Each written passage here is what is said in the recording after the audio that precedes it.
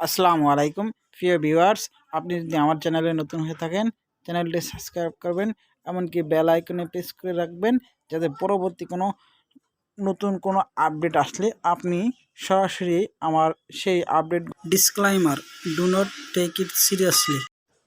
আমরা আজকে যাকে নিয়ে কথা বলবো তার পরিচয় তার মুখ থেকেই শোনেন। বলেন ভাই। আমি গরিবের বন্ধু হিরো আলম, সন্ত্রাসীদের লাগাই মলম। সুপ্রিয় দর্শক, সবাইকে জানাই আন্তরিক শুভেচ্ছা ও অভিনন্দন। শুরু করছি আমাদের আজকের অনুষ্ঠান। হিরো আলম ভাইয়ের তেলের গান, সে আর কত কিছু নিয়ে গান গাইবে। তেলেরই দাম বাড়লো রে ভাই আমাগো দেশে। তরে কইছে তুই বেশি জানোস।